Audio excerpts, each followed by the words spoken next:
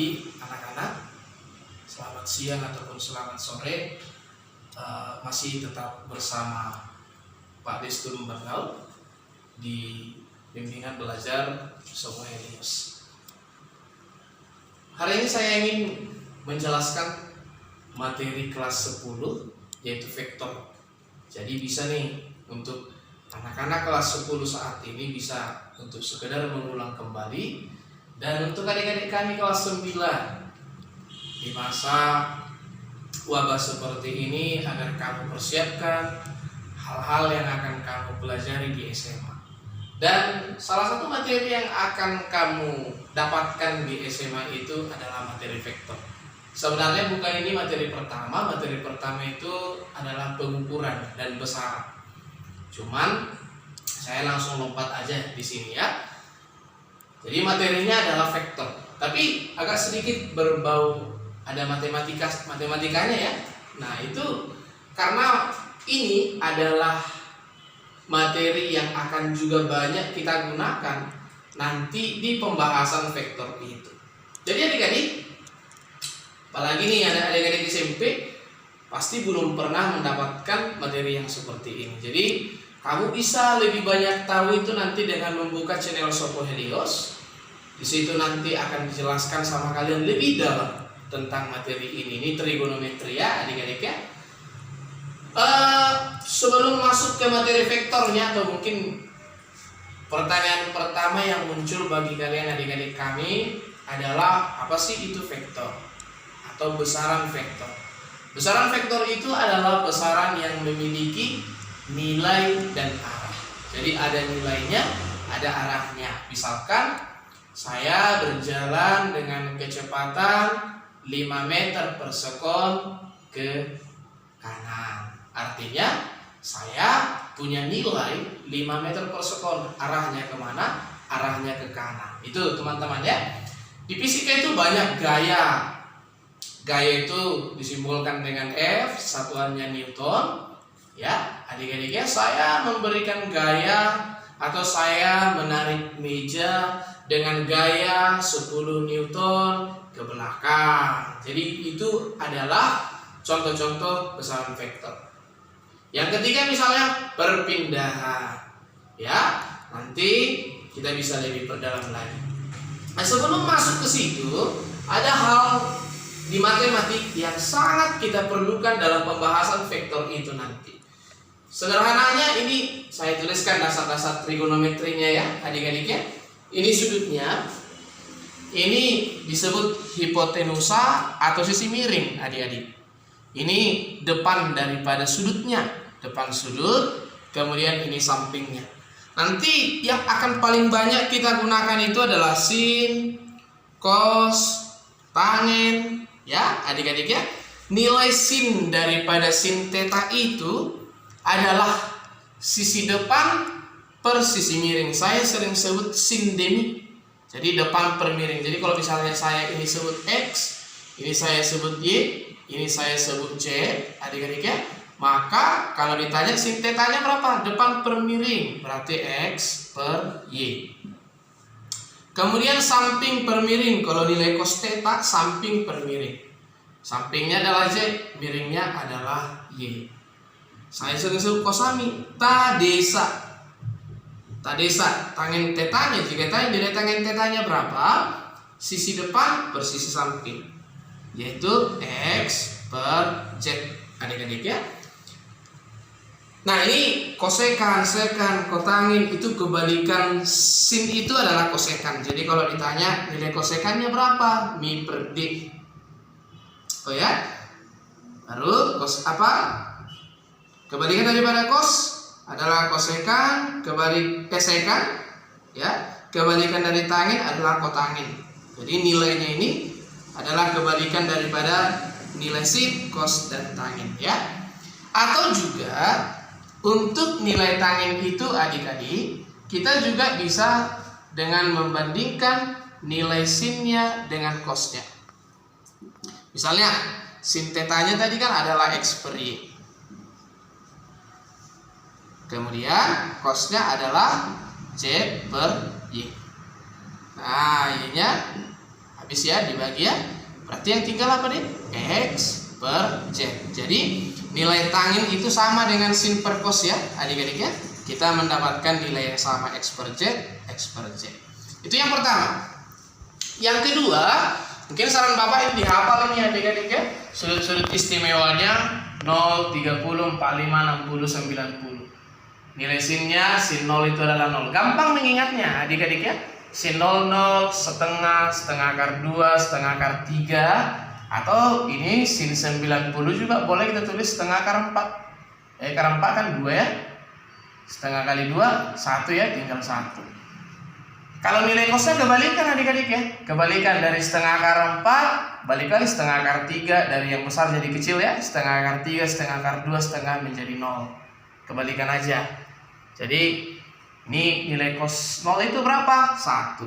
Nilai tangin theta sama seperti Bapak katakan tadi, tangin itu sin per cos 6.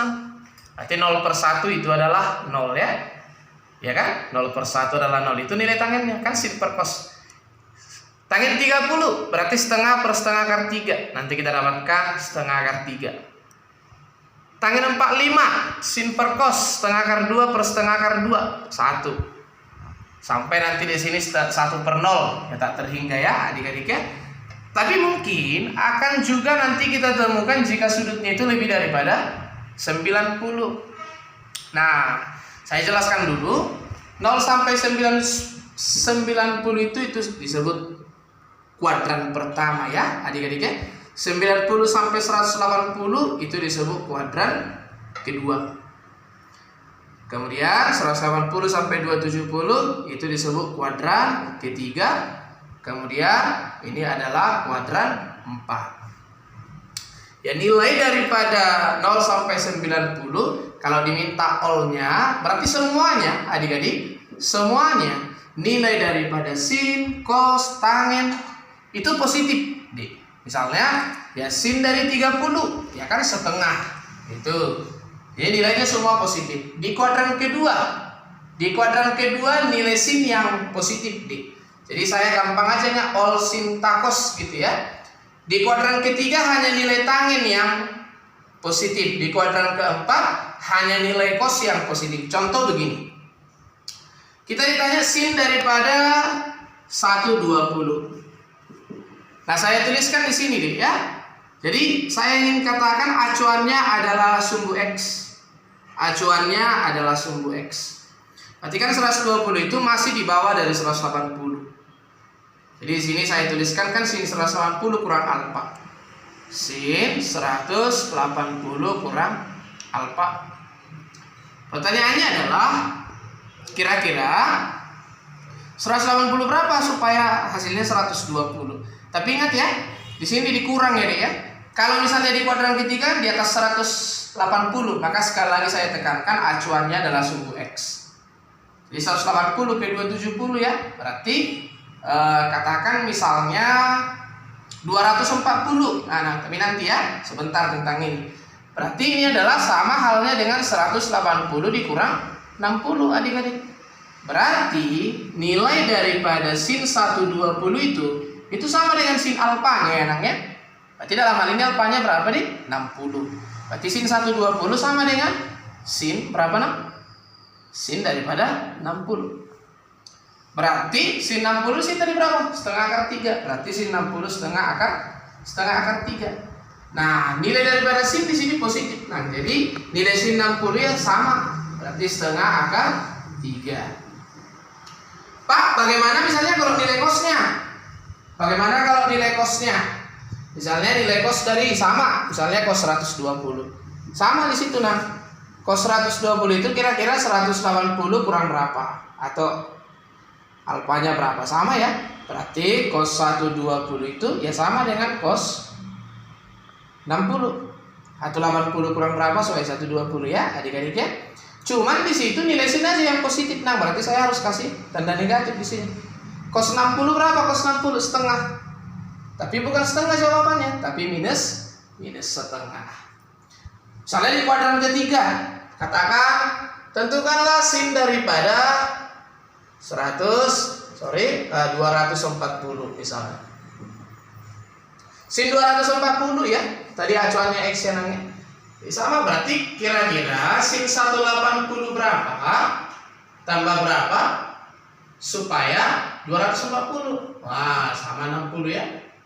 Jadi ya, berarti sin 240 itu ya sama dengan sin 60 adik-adik. Cuman nilai yang positif di situ kan hanya nilai tangen. Berarti di sini saya tambahkan min. Berarti min setengah akar 3. Begitu adik-adik ya. Cos juga demikian. Nah, ini adalah dasar kita untuk lebih mantap ya, saya hapus saja ya, di pembahasan vektor nantinya. Karena kita akan berbicara tentang sudut-sudutnya. Tapi ada juga angka yang sangat sering juga digunakan untuk sudut-sudut ini adik-adik, yaitu 37 dan 53. Saya pikir ini tambahan aja. Ini kebalikan lah. Nilainya kebalikan. Nah, ini sangat juga sering dipakai ya. Jadi sin 37 itu ya adalah 0,6. 0,6. Sin 53 adalah 0,8. Kalau cos kebalikan B, ini 0,8, ini 0,6. Ini tambahan aja ya buat kalian ya. Iya. Jadi ini harus kalian pahami. Saya sarankan ini kamu harus hafal. Cara hafalnya gampang ya tadi ya. Dari yang kecil ke besar, dari yang besar ke kecil. Tangennya adalah hasil bagi sin per cos. Nah, masuk kita ke materi vektornya adik-adik. Ini adalah materi intinya di vektor. Jadi saya sudah katakan bahwa vektor itu adalah besaran yang memiliki nilai dan arah. Jadi kalau ditanya apa itu besaran vektor? Besaran vektor itu adalah besaran yang memiliki nilai dan arah. Saya kasih misalnya tanda begini adik-adik ya. Nih, tanda panahnya adalah arahnya kemana. Misalnya panjangnya ini adalah besarnya, ya. Jadi ya, ini arahnya.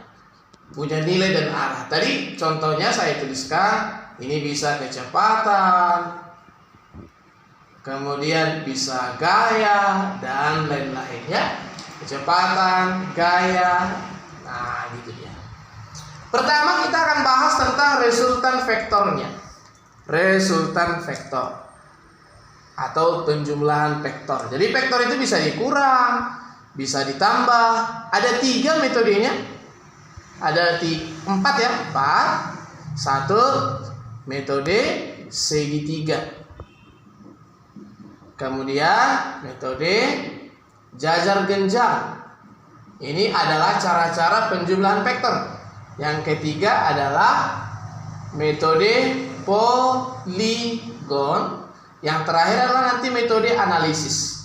Di analisis nanti yang akan banyak kita pakai penggunaan sudut-sudut tadi. Kita masuk ke yang pertama ini adik-adik. Ini adalah metode-metode atau cara-cara penjumlahan vektor. Ini nanti metode gambar, segitiga, jajar genjang, poligon itu kita ke arah gambar-gambar ya, ya. Di analisis nanti kita berbicara angka-angka. Contohnya ini vektor yang pertama. Ini vektor yang pertama. Katakan vektor A. Kemudian dari suruh jumlah tambahkan dengan vektor B. Saya buat warna yang lain ya. Vektor B ke bawah misalnya. Ini vektor B. Maka hasil penjumlahannya adalah tadi gambarkan yang pertama adik-adikku. Maka kepala yang pertama hubungkan dengan pangkal yang kedua. Ini tadi adalah vektor A, ini A, kemudian ini B. Maka resultannya yang mana? Ya, pangkal yang pertama dengan kepala yang kedua. Tarik garis lurus, tarik garisnya, ya. Kemudian inilah resultannya. Jika dikurang, adik-adik, jika dikurang, vektor yang kedua itu harus kamu balik. Jika dikurang ya, ini tadi penjumlahannya, adik-adik ya. Kalau dikurang, perhatikan perbedaannya. Tadi ini adalah vektor yang A. Ini adalah tadi vektor yang A. Kemudian B-nya kan harusnya ke bawah nih. Ini kamu balik nih. Nah, ini ke atas. Berarti ini vektor A. Ini vektor B. Resultannya mana? Ini resultannya. Itu untuk metode yang pertama. Yang kedua adalah metode dasar genjang. Ya, metode dasar genjang. Ya, gambar dia menjadi bentuk dasar genjang. Ini vektor A. Kemudian saya tambahkan dengan vektor B. Ini vektor B. Berarti yang kita dapatkan adalah hasil jumlah ya. Kemudian gini. Buat dia seperti dasar genjang, Dik. Berarti resultannya yang mana? Yang ini. Ini tadi A, ini tadi B. Kalau dikurang, ya kebalikan ya, udah bisa kami ikutkan lah ya. Berarti nanti kalau dikurang ini A, jadi ke bawah dia. Iya. Yang ketiga adalah metode poligon. Poligon itu banyak ya. Jadi lebih daripada 2. Ya tinggal kita hubung-hubungkan adik-adik. Ini A, misalnya ditambahkan dengan B. Oke, tambahkan lagi dengan C. C-nya saya buat warna biru, misalnya kemana? Misalnya ke sini. Ini yang C. Ini A, B, C. Jadi caranya gitu, Dik. Ini yang pertama, hubungkan dengan yang kedua. Ini yang kedua. Kemudian ini yang ketiga, Itu disebut metode poligon ya. Nah, ini. Maka dari yang pertama hubungkan ke kepala yang terakhir. Oke, kira-kira seperti itu ya, adik-adik ya. Kalau dia dikurang tinggal balik ya posisinya ya. Iya, tinggal balik posisinya. Kemudian yang terakhir itu adalah masuk kita ke metode analisis. Metode analisis. Ini kita sudah masuk ke dalam angka-angka ya, Nang ya, resultannya. Misalkan ada 2 vektor gaya. Ini gaya yang pertama, ini F yang pertama, kemudian ini F yang kedua. Kemudian ini F yang kedua. Dua-duanya membentuk sudut sebesar theta. Maka ini F2. Maka resultannya berapa? Nah, resultannya dapat dirumuskan dengan akar dari F1 kuadrat tambah F2 kuadrat tambah 2F1 F2 cos theta. Jadi kalau jumlah ya, kalau selisih atau kurang, ini nanti tinggal kamu tambah kurangnya. Nah, bagaimana kalau misalnya gayanya tegak lurus? Ini tetap 2 ya, hanya 2 saja. Misalnya katakan sudutnya 60 derajat adik-adik. Ini misalnya 2 Newton, ini misalnya 4 Newton. Ini katakan 60 derajat ya. Maka resultannya adalah akar dari 2 kuadrat ditambah 4 kuadrat ditambah 2 ya, kali 2 kali 4 cos 60. Nah, itu ya adik-adik ya. T4 ditambah 16 tambah 8, 16 juga. Cos 60 berapa Nang? Di sana. Cos 60 itu adalah setengah. Nah, itu berarti resultannya adalah 20 ditambah berapa nih Nang? 8. Berarti akar daripada 28. Begitu ya adik-adik ya. Ya kalau sudutnya 90 ya nanti masukkan di sini cos 90. Pertanyaan yang kedua, ini kalau hanya 2 saja ya Nang ya. Jadi ini adalah rumus yang pertama. Nah, yang akan kita pakai. Lalu bagaimana Pak jika vektornya itu lebih daripada 2? Vektor gayanya lebih daripada 2. Biasanya bentuk soalnya seperti ini adik-adik diberikan ya. Nah, ini. Ini sumbu X, ini sumbu Y. Jadi pemahaman segitiga tadi yang sudah Bapak jelaskan sama kalian itu penting sekali. Ini misalnya vektor daripada F1. Ya, maka ini yang F1 ya. Misalnya F2-nya di sini. Misalnya F2 ini. Kemudian F3 ini. Oke, ini F yang ketiga. Katakan sudut yang dibentuknya ini adalah ya misalnya 37 derajat. Ini misalnya 53 derajat. Oke, adik-adik ya. Ditanya. Tentukanlah resultan ketiga. ketiganya gitu ya, atau tentukanlah resultan gitu aja ya adik-adik ya. Nah, kalau soalnya seperti ini maka resultan itu nantinya boleh kamu cari jumlah gaya pada sumbu X kuadrat tambahkan dengan jumlah gaya yang ada pada sumbu Y kuadrat. Nah, disinilah kita belajar nanti memproyeksikan. Proyeksi itu adalah menggambarkan seolah-olah gaya-gaya itu berada pada sumbu X dan sumbu Y. Bagaimana caranya? Ini misalnya gayanya, kemudian ini saya proyeksikan terhadap sumbu X. Berarti menggambarkan seolah-olah F1 ini ada terhadap sumbu X adik-adik. Nah ini, berarti saya sebut namanya misalnya F1X. Berarti F1 terhadap sumbu X. Nah sumbu Y juga demikian. Gambarkan F1 itu seolah-olah ada pada sumbu Y. F1Y. Oke. Kemudian untuk F2 saya ganti aja gambarnya ya. Jadi ya warnanya ya. Iya, saya buat yang hitam. Maka F2 nya saya gambarkan pada sumbu X. Saya proyeksikan. Ya, saya proyeksikan. Proyeksi itu menggambarkan tadi seolah-olah ada ya adik-adik ya. Nah, ini. Berarti ini adalah E1 pada sumbu X. Proyeksikan lagi terhadap sumbu Y. Berarti di sini ada F1 terhadap sumbu Y. F3 karena dia sudah tepat berada pada sumbu Y, maka F3 tidak perlu kita proyeksikan adik-adik. Jadi dia milik Y. Dia adalah milik sumbu Y. Jadi kalau misalnya sudah ada yang tepat di sumbu X, jangan diproyeksikan. Yang perlu kamu proyeksikan itu adalah gaya yang membentuk sudut terhadap sumbu X dan sumbu Y. Begitu ya adik-adik ya. Maka penamaannya bagaimana?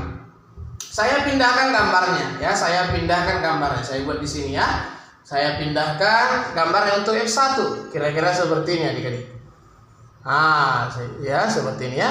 Jadi di sini adalah F1X. Ini ya. Kemudian ini adalah 37 derajatnya. Ini pasti sisi depan ya Nang ya. Ini miring. Miringnya namanya apa nih? F1. Ya, miringnya namanya F1. Maka tadi cos theta itu apa di sana? Cos theta adalah samping per miring. Berarti sampingnya adalah F1X, miringnya apa? F1. Berarti F1X itu adalah apa Nang? F1 cos theta. Nah, begitu caranya. Nah, begini caranya ya. Yang kedua namanya F1Y. F1Y. Tadi kan F1Y-nya di sini ya, tiga-tiga di sini ya. Nah, saya gambarkan seolah-olah ada pada sumbu Y. Jadi pada sumbu ini saya boleh pindahkan ke sini, Nang. Saya angkat, saya pindahkan ke sini. Nah, jadi yang ini, perhatiin yang ini ya. Yang bagian depan. Berarti itu adalah F1Y. Jadi saya bisa pindahkan ya, adik-adik ya. Berarti kita tadi apa? Nama sin ya. Ada sin theta ya, adik-adik ya. Sin theta adalah depan per miring. Berarti sekarang depannya adalah F1Y. Ya, di sini tadi ya saya bisa pindahkan ya. Sini adik-adik ya. F1Y per F1. Kan sin theta itu adalah depan per miring. Berarti depannya F1Y, miringnya adalah F1. Berarti F1Y adalah F1 sin theta. Nah, jadi begitu. Jadi kalau kita perhatikan di sini Nang, 1 pada X positif, 1 pada X negatif. Jadi kita resultan dulu pada sumbu X itu. Total pada sumbu X, gaya pada sumbu X. Kanan kurang kiri. Jadi F1X, sorry ini F2 ya. Kurang F2X. Tadi F1X-nya apa Nang? Tadi F1 cos theta, F1 cos theta kurangkan D dengan F2 cos theta. Misalnya nilai F1-nya berapa? Kita anggap misalnya 2. Berarti 2 cos theta-nya cos 37. Kurang F2 misalnya nilainya 4. Berarti 4 cos 5 3. Nah, cos 37. Ya, diperhatikan di situ, Dek. Tadi cos 37 berapa? Cos 37 tadi adalah 0,8. Cos 37 adalah 0,8. 20 aja ya, biar enak angka kita ya. Nah, berarti 20 cos 37 tadi 0,8 ya, 8/10 ya. Kurang. Ini 4. 40 misalnya. Cos 53. Lihat di situ, cos 53 berapa? 0,6 atau 6/10. Maka bisa coret ya. Maka 16 dikurang 24. Berarti dapatnya adalah minus 8. Kemudian kita totalkan pada sumbu Y. Sigma F pada sumbu Y. Tadi kan punya F2, punya F1. Itu arahnya sama-sama ke atas ya, Nang ya. Cuman ada F3 nih yang ke bawah. Jadi yang sesama ke atas kamu jumlahkan. F1Y tambah F2Y kurang. F3 itu kan sudah tepat pada sumbu Y ya. Berarti ini adalah F3. Tadi namanya kan sudah ya, F1 sin. Berarti tadi misalkan F1-nya 20. Sin berapa, Nang di sini? Sin 37. Berarti sin 37 itu adalah 0,6. Saya tuliskan dulu ya, sin 37 ya. Kemudian di sini F2-nya nilai tadi 40. Sin 53, Nang. Sin 53 berapa di sana tadi? 0,8 ya. Sin 53 dikurang misalnya F3-nya 10 ya, 10 Newton ya, adik-adik ya. Oke. Sinus 53 kemudian kurangkan dengan 10 adik-adik.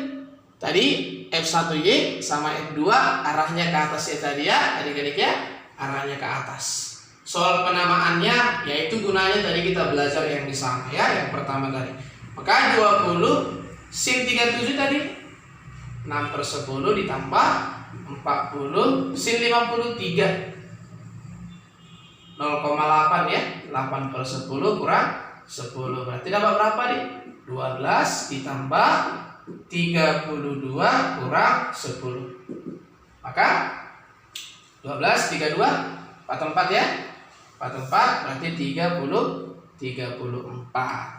Nah, berarti itu adalah total pada sumbu Y, adik-adik. Itu adalah total pada sumbu Y. Tadi di sini adalah total pada sumbu X minus 8. Baru nanti kamu masukkan ke sini. Berarti resultannya sama dengan akar dari min 8 kuadrat ditambah 34 kuadrat.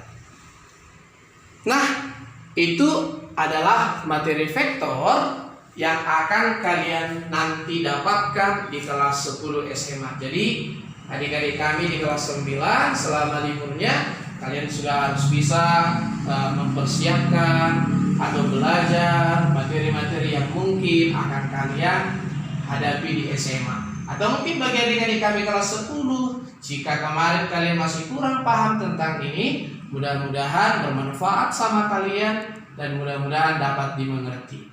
Tetap belajar, tetap jaga kesehatan. Selamat pagi.